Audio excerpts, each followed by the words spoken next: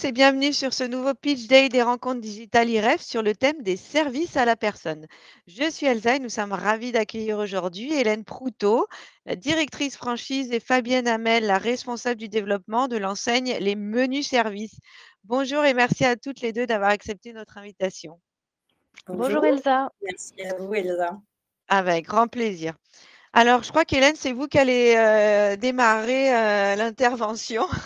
Alors déjà, est-ce que vous pouvez nous parler des menus services? Qu'est-ce que c'est déjà? Qu'est-ce que c'est que les menus services? Les menus services, c'est une entreprise de service à la personne qui est spécialisée dans la livraison de repas à domicile, que ce soit pour les personnes âgées ou les personnes en difficulté. Donc toutes les personnes qui ne peuvent pas cuisiner elles-mêmes, donc on va venir leur livrer des repas. C'est une activité qui est centrée sur le créneau de la silver economy et qui va cibler les plus de 85 ans en intervenant dans leur vie quotidienne. D'accord. Et je crois que vous proposez aussi d'autres services. Il n'y a pas que le portage Alors, il n'y a pas de que repas. ça, on a une offre globale de services, puisqu'on va proposer également, du ménage à domicile, du petit bricolage, de l'assistance administrative et puis aussi de la téléassistance. Donc tous ces services, vont être apportés donc aux personnes âgées à leur domicile. Ok, super. Et comment cette histoire a-t-elle débuté? Comment ça s'est créé, les menus services? Alors les menus services, je dirais, c'est l'ADN de l'entreprise, c'est vraiment la conviction du fondateur, Alain Ballandreau, donc qui est né en Ardèche et qui a passé son enfance entouré de ses grands-parents. Donc il vivait vraiment dans une maison familiale et il était passionné par la cuisine et du coup, il a, souhaité, offrir des repas variés, équilibrés et de qualité à nos aînés et pour aider à les maintenir à domicile le plus longtemps possible.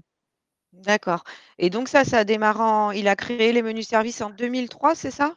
En 2003, c'est ça. Donc le réseau existe depuis 2003.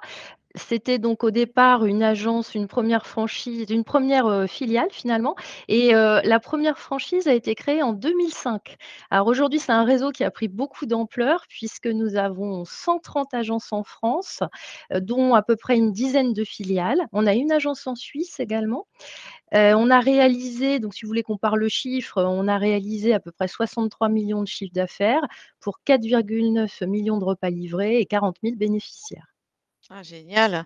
Et il Mmh. y a combien oui, 130 agences et comment elles fonctionnent ces agences, au quotidien? Alors les agences au quotidien, c'est simple, vous avez donc, un local qui fait à peu près 80 carrés. Vous avez une diététicienne ou un diététicien, un responsable d'agence évidemment qui est notre directeur de franchise et puis des chauffeurs-livreurs. Une agence qui va tourner, je dirais en vitesse de croisière, elle va avoir 4 à 5 livreurs. Donc c'est une agence qui va être légère en salariés, donc on n'aura pas une grosse masse salariale. Contrairement dans les services à la personne, vous savez, on peut avoir des assistances à des aides à domicile ou autres. Nous, vraiment, on va pouvoir servir, 30 clients avec un livreur. Donc ça, c'est aussi un avantage, de notre Mmh, concept et de notre modèle économique. carrément. Et les repas en fait, qui c'est qui les fabrique? Alors les repas, on a, pour le jusqu'ici, on travaillait avec des cuisines centrales externes et depuis 2 ans, il y a une volonté d'internalisation de nos cuisines, puisque là, on est en train d'en acheter, je dirais une tous les 6 mois, en mettre en place une tous les 6 mois, de manière à pouvoir proposer des repas de plus en plus qualitatifs à nos bénéficiaires et surtout maîtriser toute la chaîne de production. OK, très bien. Et justement, ça aussi, ça doit faire partie de l'ADN, des menus services, de la philosophie, de l'entreprise? Ah mais complètement, puisque aujourd'hui c'est quoi? C'est les menus services, c'est la confiance, c'est la proximité. Donc internaliser nos cuisines, c'est nous permettre aussi de travailler avec des produits locaux, également, d'avoir une logistique, qui est plus proche parce qu'on va, essayer d'avoir des prestataires, ou du moins des fournisseurs qui sont à côté de la cuisine. On va cuisiner localement et on va livrer les franchisés en proximité. Donc oui, on est totalement dans l'ADN des menus services, confiance, proximité, et variété et qualité des repas. OK. Est-ce que, là, comme aujourd'hui, vous avez déjà 130 centres, enfin agences, est-ce que vous privilégiez des secteurs, géographique? Est-ce qu'on va plutôt être sur du centre-ville? Est-ce qu'on va plutôt être sur du urbain, sur de la campagne? C'est quoi les secteurs que vous privilégiez? Quels sont où sont Alors les besoins en fait, Alors aujourd'hui, on a souvent? un territoire, qui est assez maillé, c'est-à-dire que toutes les grandes villes sont occupées, que ce soit du centre-ville ou un petit peu de périurbain, mais périurbain pas trop. Où est-ce qu'on va aimer, en fait, localiser nos agences? C'est plus, à des endroits qui sont visibles par, nos bénéficiaires, nos prescripteurs, pas forcément du périurbain. On va pas privilégier ni les zones artisanales, ni, les zones qui sont en dehors des centres-villes. Et je dirais notre cheval de bataille aujourd'hui, c'est d'aller au plus près possible des bénéficiaires les plus éloignés, donc essayer au maximum d'aller dans les campagnes à ce jour. OK, OK, très bien. Alors aujourd'hui, quels sont les profils que vous recherchez? Quel type de profil vous recherchez en tant que futur candidat à la franchise? Alors, Alors, il n'y a pas alors il y a oui, pardon. il n'y a pas un profil type en fait, hein. Je rebondis sur ce que dit Hélène. Il n'y a pas un profil type, mais il y en a bien plusieurs. On a des candidats avec une expérience professionnelle de manager, de commercial, voire de gestionnaire. Qu'il soit salarié ou qu'il ait déjà une première expérience de chef d'entreprise. Voilà. D'accord. Et je vois qu'il y a aussi des demandeurs d'emploi aussi que vous Oui, pouvez, tout à fait. Ce sont des demandeurs d'emploi, souvent des salariés en reconversion, une première étape, puis demandeurs d'emploi qui sont à la recherche d'une mission qui a du sens. Voilà. OK. OK. Est-ce que, vaut mieux entreprendre, seul ou à 2? Alors, au démarrage, souvent nos franchisés démarrent seuls. Hein. Ils créent l'agence et puis l'intérêt, la motivation peuvent être amenés à rejoindre. Alors, soit un associé, hein, tout est possible, soit le conjoint. Aujourd'hui, nos projets, leurs projets, ce sont des projets professionnels, mais aussi des projets de vie. Donc, c'est toujours quelque chose qu'on a réfléchi en famille et pourquoi pas, il arrive que le conjoint rejoigne. Souvent dans un second temps, à vrai dire, hein, au bout d'un an ou deux. OK. Est-ce qu'un profil, purement investisseur, c'est un profil qui vous intéresse? C'est très peu ce type de profil, en fait. On est vraiment sur des profils qui ont une motivation bien particulière sur le service de la silver economy. Ce sont des gens qui sont, alors pas forcément qui la connaissent, la silver economy au démarrage, mais qui ont ce lien, on va dire comme notre fondateur Alain Ballandreau, où la famille, l'accompagnement des personnes âgées, tout ça, c'est la bienveillance. Alors, d'investisseurs, voilà, voire pas du tout. Justement, j'allais vous demander quelles qualités, vous recherchez justement sur ces candidats? Alors, nos candidats, d'abord, la première des qualités, c'est la motivation. Hein. Alors, donc, la motivation pour travailler au contact des personnes âgées, ça clairement. Motivés par le secteur de la silver economy. Voilà. Les menus services étant avant tout une mission d'utilité publique qui permet de maintenir le lien social. Nos franchisés, comme le disait Hélène tout à l'heure, proposent de l'assistance, des petits bricolages, l'assistance administrative, voilà, tout ça. Donc, il faut être proche et sensible à tout. Est-ce qu'il y a un âge qui est plus adapté qu'un autre pour démarrer avec les menus services ou est-ce que tous les âges sont bien? Alors, on a tous les âges, hein, c'est-à-dire un de nos plus jeunes franchisés qui a d'ailleurs été le 100e franchisé, qui avait, je crois, une vingtaine d'années, si je ne me trompe pas, mais ça doit être C'est 23 ans, ouais, 23 ans. Voilà. Et puis, des gens, on va dire comme moi, puisque j'ai été franchisée sur Avignon, qui ont commencé à leur belle cinquantaine. Voilà. Donc, non, il n'y a pas d'âge.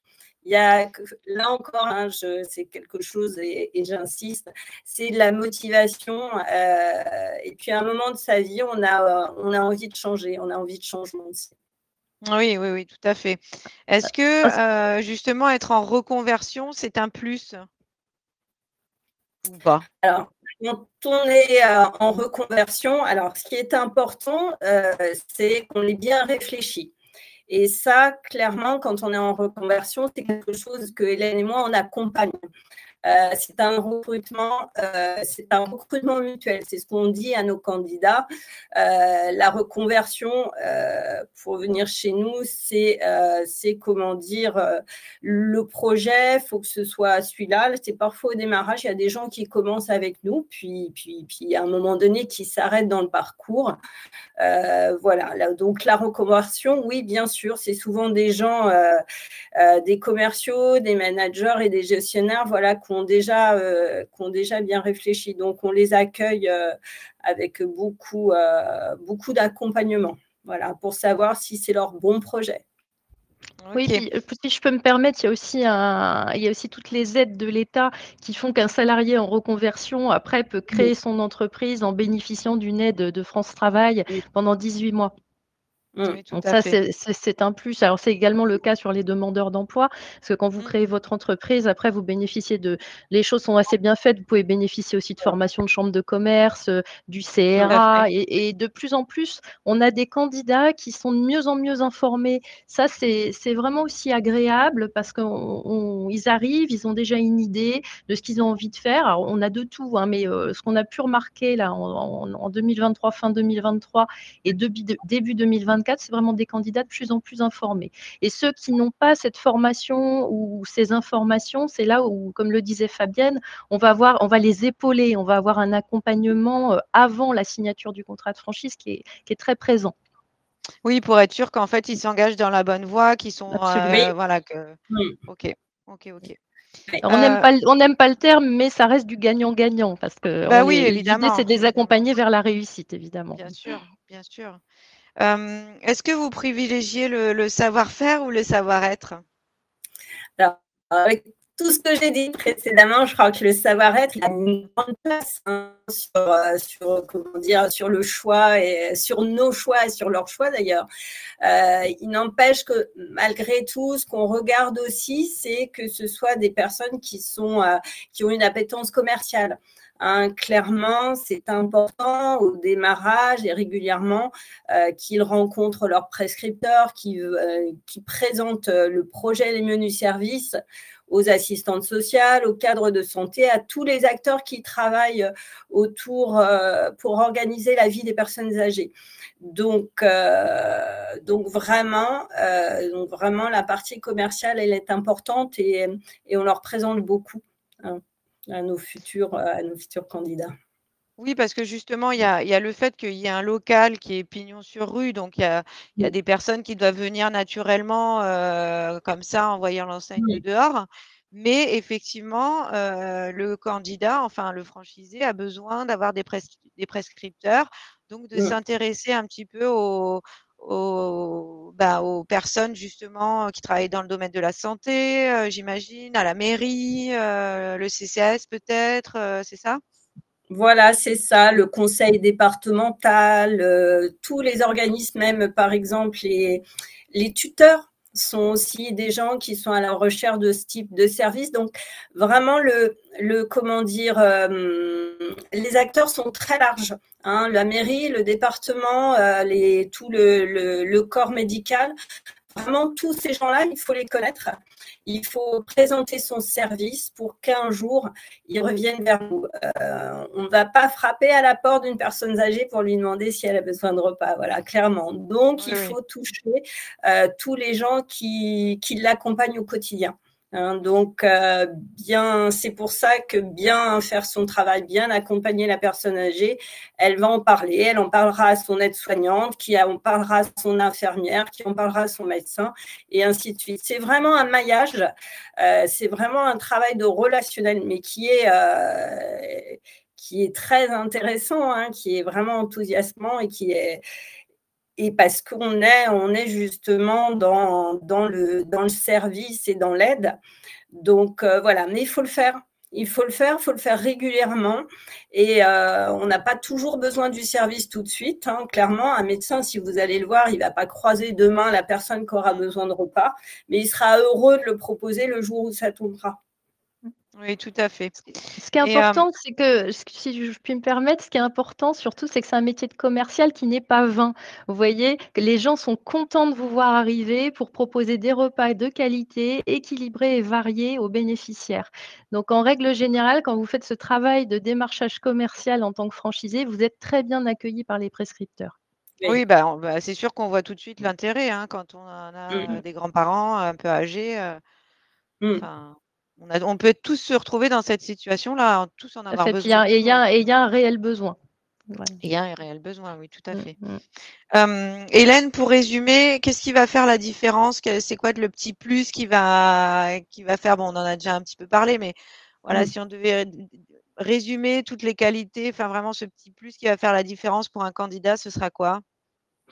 Alors, le petit plus, bah, c'est ce qu'a dit Fabienne, hein. Alors déjà, une forte appétence commerciale au démarrage, mais surtout aimer les personnes âgées. C'est un métier de passionné, les services à la personne en règle Mmh. générale, hein. C'est vraiment avoir, se dire, bah, je vais aider la société, je vais être utile à la société. Ça va au-delà d'un simple principe, de commercial finalement. C'est ça, c'est le petit plus, c'est l'empathie, c'est, la motivation, tout ce qu'a pu dire Fabienne, puis cette appétence commerciale en plus. Mais c'est aimer les personnes âgées, aimer les autres. Mmh. Et et Mmh. et donc on est d'accord qu'il faut pas forcément avoir, déjà travaillé dans les services à la personne pour, démarrer avec, les menus services, hein?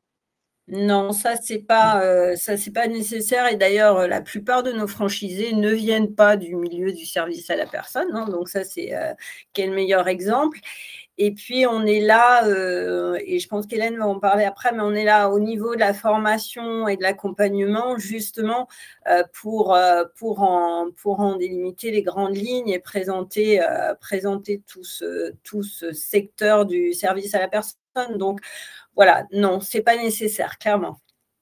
OK. Non, Alors on va leur justement, apprendre un métier, voilà.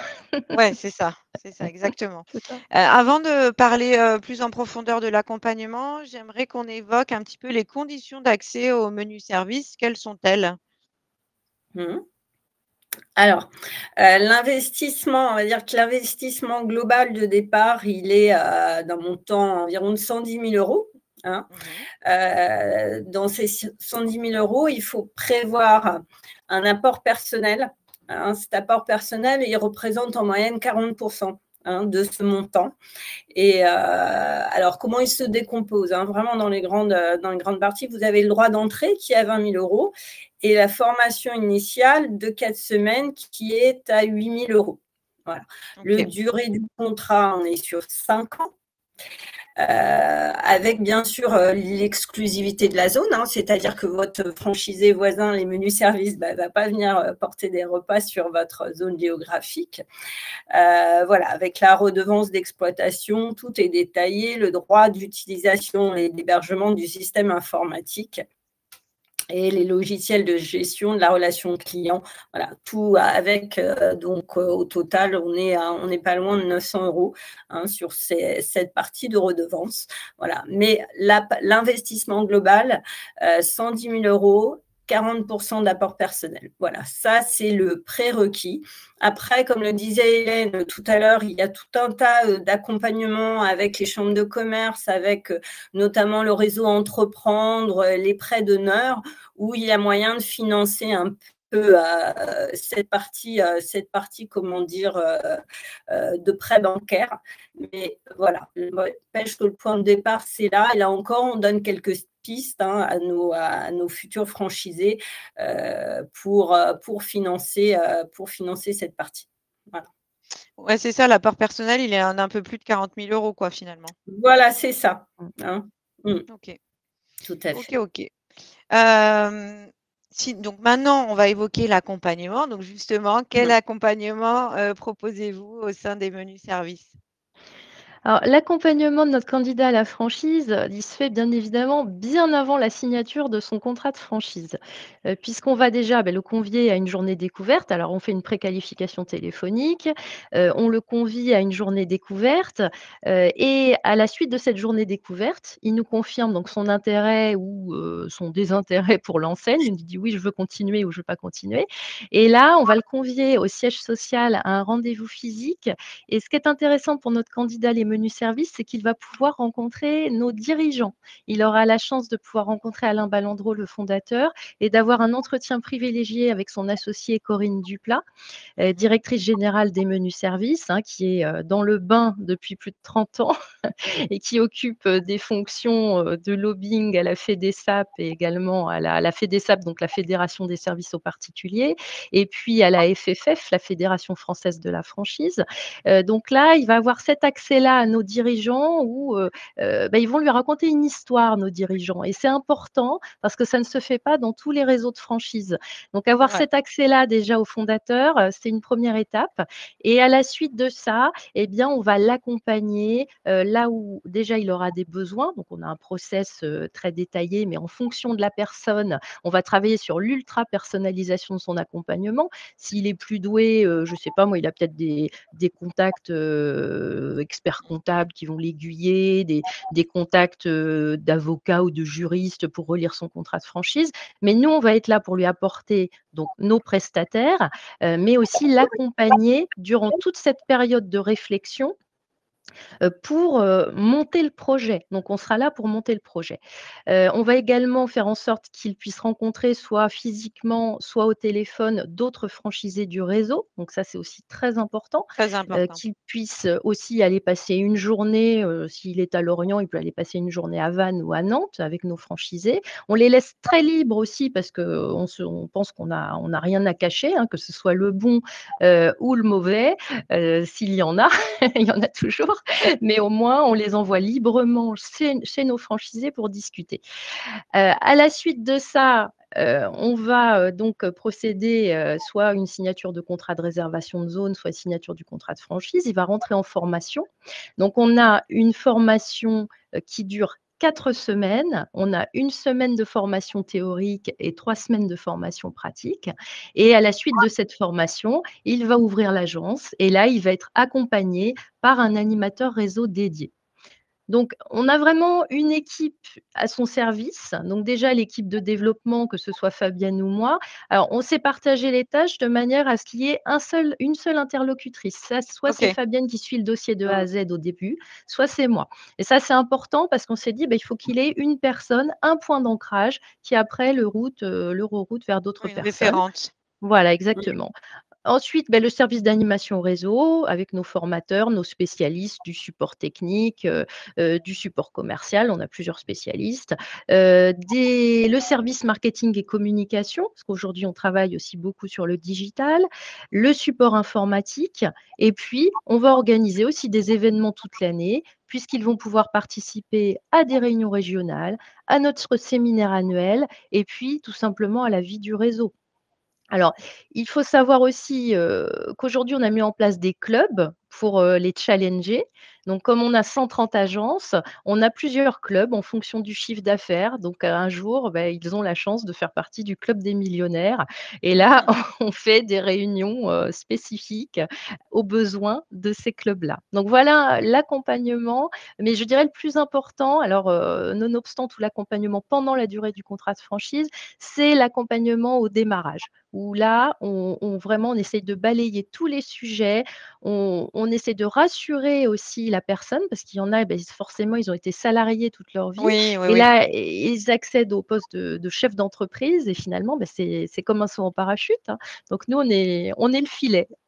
Voilà, C'est vrai qu'il y a pas mal de candidats qui peuvent être effrayés, enfin effrayés, c'est peut-être un peu fort, mais en tout on va pas cas, effrayer. qui Mmh. peuvent avoir quelques, oui, oui, quelques peurs ou quelques freins et c'est bien d'être là pour les rassurer Mmh. justement, de les accompagner parce que je pense qu'il y en a qui en ont besoin et parfois il manque pas grand-chose, hein, pour qu'ils sautent le pas, hein.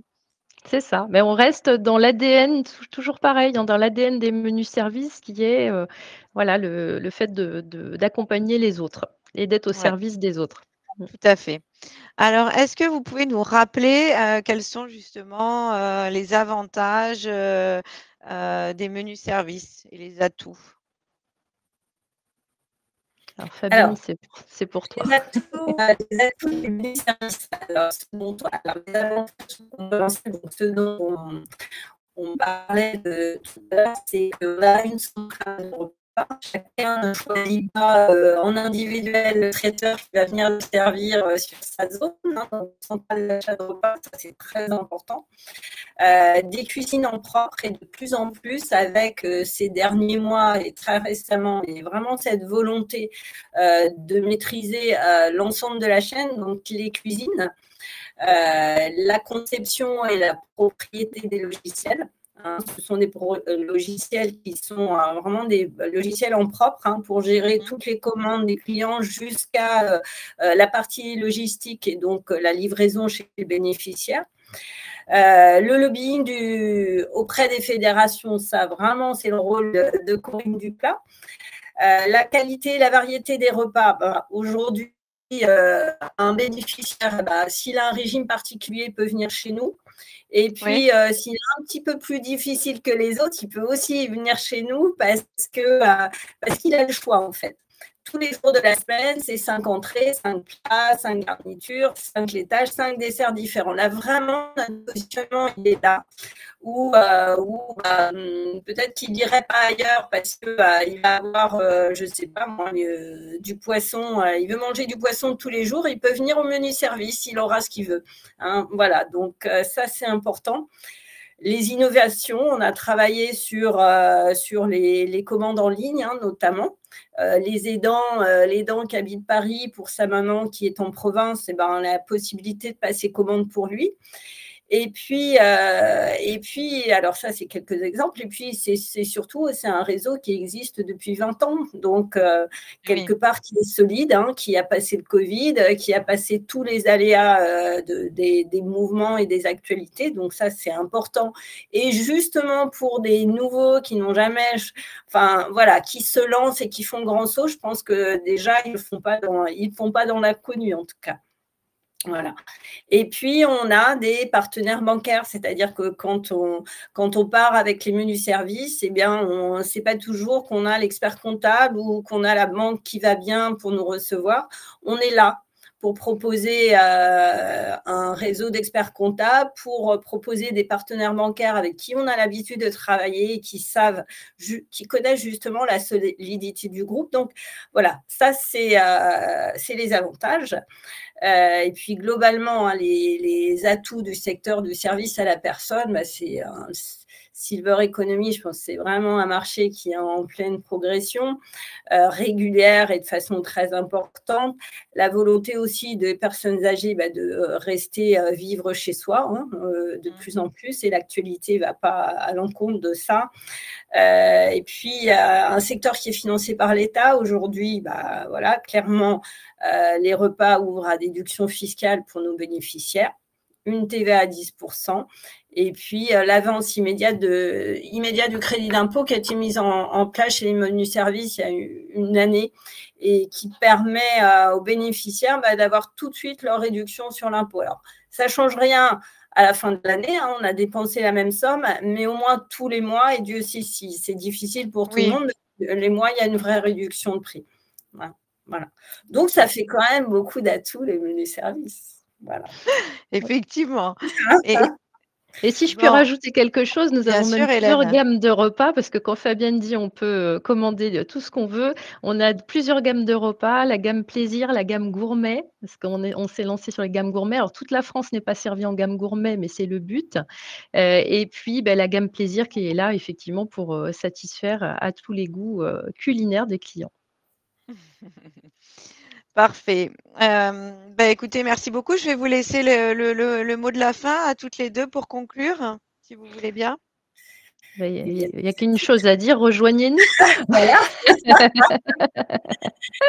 En tout cas, contactez-nous et puis voilà, je pense qu'on vous accompagnera avec plaisir. Je pense que oui, effectivement, le message est bien passé, en tout cas en termes d'accompagnement. Je pense que voilà, les futurs candidats ont compris que vous étiez très, très présente, mais dans le bon sens du terme et avec beaucoup d'empathie et de bienveillance. En tout cas, Hélène et Fabienne, je vous remercie beaucoup pour tous ces éléments qui ont été, j'en suis sûre, très intéressants et instructifs pour les futurs franchisés. N'hésitez pas à vous rendre sur le stand des menus services pour retrouver toutes ces informations et bien d'autres encore, ou prendre directement contact avec Hélène, Fabienne et leur équipe si vous avez envie de démarrer l'aventure avec les menus services. Merci beaucoup à toutes les deux. Merci Elsa. Merci Elsa.